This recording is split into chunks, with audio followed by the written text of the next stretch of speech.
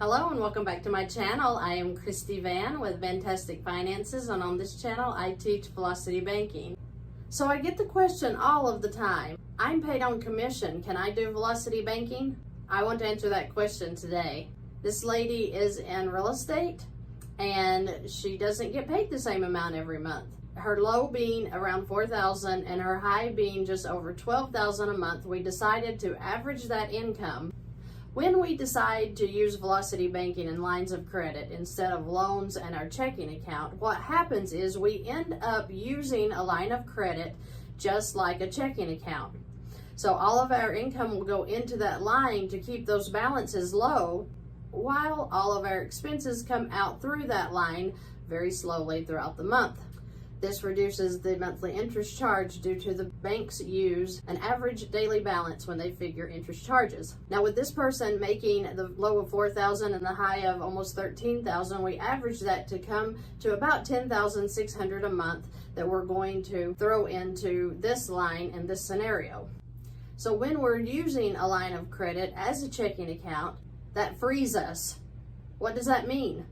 Well, that means that when we have a line of credit to live off of, it doesn't matter when you get paid. Even if she were not to make one dime in 1 month, she could transfer the money out of this line of credit or HELOC, turn around, put it right back in, and that will satisfy the payment for that month. Now, some people think, wait a minute, that's almost crazy. Well, that's the way the lines of credit work. So as long as you are transferring income into the line, you're going to satisfy the payment if the income transfer is above the minimum monthly payment. You always want to make your payments on time. Even if you are putting them in throughout the month, like if you get paid weekly, bi-weekly, monthly, it doesn't matter. Just make sure that you are making that payment above what the minimum amount required is. Okay? I need to be very clear that you understand that you do need to make your monthly payments, whether weekly, bi-weekly, or monthly. As long as money is being shoved into these accounts, it will meet that minimum monthly required by the bank, okay? Now with this lady, her income, we're going to figure at $10,600 and her expenses are currently at $9,087. The debt that she currently has is $541,178. Her cash flow is $1,513. She has a mortgage and a HELOC. So the HELOC is going to be the line of credit that we're going to use in this scenario. She has a Ford and several credit cards. So we're going to start with the HELOC at $94,310. So since she has room in the HELOC to grab the Ford, we're going to move the $14,057 into the line of credit, paying off this Ford, which means that we're going to eliminate that monthly payment. So $532 now becomes cash flow. When the Ford goes into the line of credit, the balance comes to $108,367. Her first month of income will then go in, bringing her balance down to $97,767. Now she's going to have expenses. So her expenses include her mortgage payment and all of these other payments that are listed down through here. So yes, you do need to continue making minimum monthly payments on your other debts. That also includes her living expenses. So her total expenses now are $7,809. Well, how did we get that? Because she was at $9,087.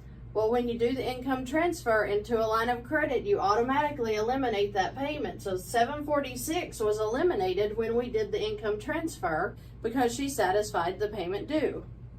The $532, of course, was wiped out when we put the Ford in. So now with these two added, she's at $2791 for her cash flow. That's a pretty excellent cash flow, right? So $2791 is her cash flow, and her expenses are now at $7809. So the interest rate on this HELOC is 9%, which is approximately $781 in interest. Remember, I have taken this off of the high of $108,367. It's not going to be that high because they do the average daily balance. So if $108,367 is the high and $94,310 is the low, you can see the average is going to be less than what I've actually charged the interest on. In month 2, the income goes in, satisfies that HELOC payment again. Expenses come out, interest comes out. The balance is at $104,333, and we are going to go in and pay off Wells Fargo $10,584 with a $296 payment now eliminated. This now becomes cash flow as well. Month 3, the income goes in, the expenses and the interest come back out, bringing her balance now to $112,670. We're then going to go in and grab Chase at $9,889, and that $284 payment is now eliminated because that loan is paid off. That is now cash flow. So do you see how that she is constantly gaining cash flow by just throwing those loans right into this line, paying them off, stopping the interest, grabbing it over here, we're working it down. Now backing up to when we paid off Wells Fargo, it brought her expenses down to $75.13 from $78.09 because we got to remove the $296 payment from the expenses. Same is going to happen with Chase. The $284 comes off, and now the expenses are down to $7,229 a month. We're going to add the interest in, and then income in month 5 is going to slide in here, which brings that balance back down to $109,495. Her expenses and interest will come out. Then we're going to pay off Citi, $47.59. That gains us $124 more for cash flow. Her income is going to go in month 6. The expenses and the interest is going to come out. Month 7, same thing. Her balance is now at $109,183. The expenses and the interest are going to come out. Month 8, income goes in, expenses and interest come out. Month 9, the income is going to go in, bringing the balance to $103,811. And we're going to go grab Capital One, $87.56, pay that off. We've now gained another $262 for cash flow and bringing the expenses down to $6,843. We're going to bring out the interest as well in month 10.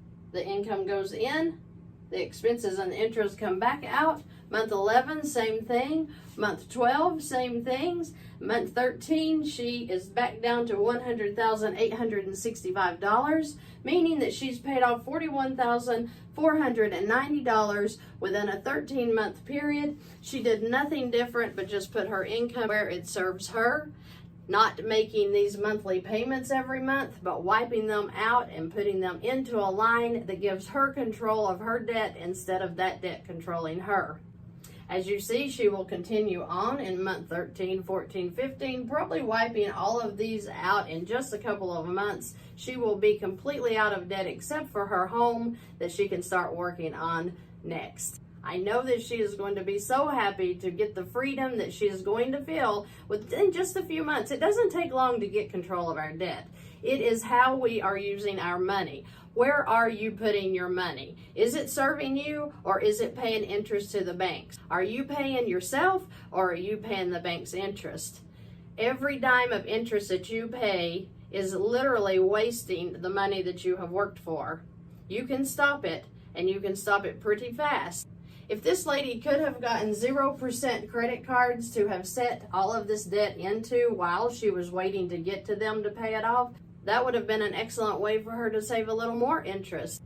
And remember what I say, store cards should not be used to let balances set upon. If you have a retail card that you're using for clothing, for appliances, for electronics, consider paying that off. I understand why we use retail cards. We get discounts, right? I mean, I have a couple of retail cards that when I shop, I will use them just to get the discount price, to use a coupon, whatever. But then immediately turn around and pay that thing off.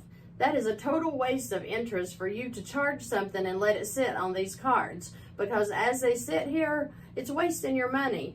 Pay them off, put them into a line, and get rid of that. So consider using 0% credit cards. If you have debt currently and you are working to pay down other debt, then just put them on a 0%. Let them sit there. Stop the bleeding of the interest until you get to a point to where you can pick them up and pay them off as well. In the event that she has a month that she is on a low month and she can't make the payments now, she doesn't need all of the income she needed before to make her payments. Now she has the line that's going to have an available balance that she can live off of until she gets her next big chunk. She can throw it right back into the line and get started again.